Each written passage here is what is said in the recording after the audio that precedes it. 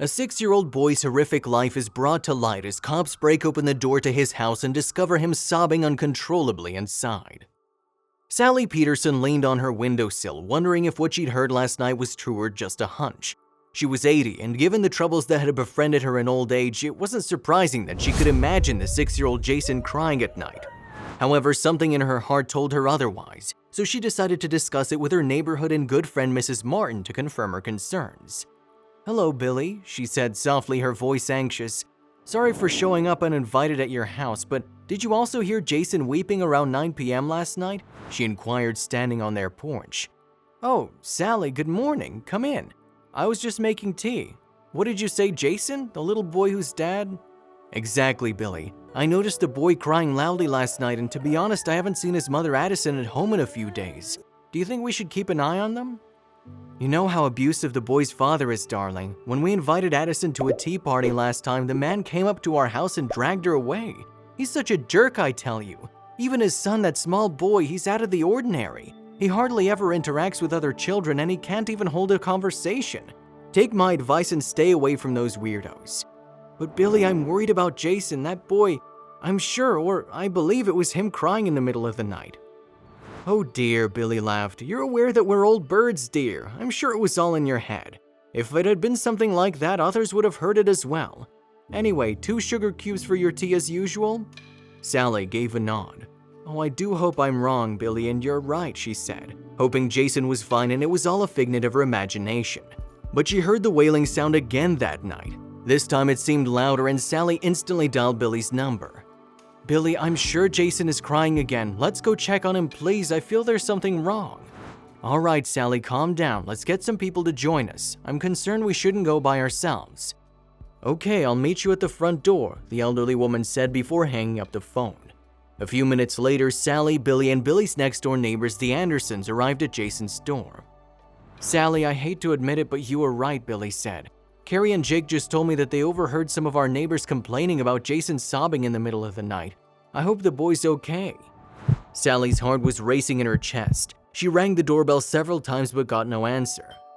"Jason, Mr. Barrett, could you please open the door? This is Mrs. Peterson, Sally Peterson, your next-door neighbor." Again, there was no response, but the crying sound became louder. "Jason, is that you, sweetheart? Could you please open the door? We're here to help you. Don't be afraid, okay?" Sally reassured him, figuring the boy was near the door, but he didn't respond. At that point, the neighbors decided to call 911. Around 10 minutes later, what felt like an eternity to Sally, the cops arrived on the scene. Officer Reed, the chief inspector, directed his crew to smash open the door after many unanswered knocks and doorbell rings. As the wooden door tumbled to the floor, they discovered little Jason whimpering under the stairwell. "Don't worry, champ, we're all good," Officer Reed reassured the child. He carried Jason to the police car, and Sally quickly handed him her scarf. "Jason, honey, you okay? Where are your mommy and daddy?" Mama, hospital. Daddy's scary," the boy kept repeating and crying. None of the neighbors understood what he was saying, but Officer Reed quickly discovered the boy had speech issues. "Jason, could you try to write or draw what you're saying for us?" "Drawing pencil colors," he said, along with other words that were hard to make out. "Ma'am," Officer Reed said to Sally, "can we get a plain sheet of paper and a few colored pencils if possible? I guess he's trying to say something that happened to his parents." At that, Carrie spoke up, saying she'll get them quickly. After providing Jason with crayons and sheets of paper, he drew a few things that attracted Officer Reed's attention.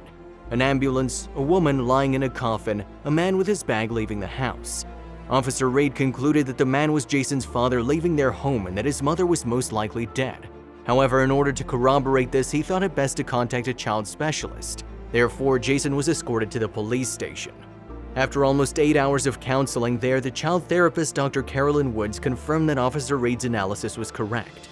Jason had overheard his father talking about leaving town for a while after refusing to pay for Addison's treatment and abandoning her in the hospital to die. These events had a traumatizing effect on Jason, and he was crying at home because he was scared to be alone and missed his mother. At one point, he wanted to talk to his neighbors, but his father had threatened him that he would be dead, much like his mother, if he revealed anything. After the terrifying event, Jason was sent to therapy, and Officer Reed frequently checked on him throughout that time. Meanwhile, his team looked into Mr. Barrett's whereabouts after Addison's death was confirmed at a city hospital. The search for Mr. Barrett lasted nearly 6 months before he was apprehended in Mexico. It turns out he and his rich girlfriend were on vacation when they got the news about how he was exposed for killing his wife.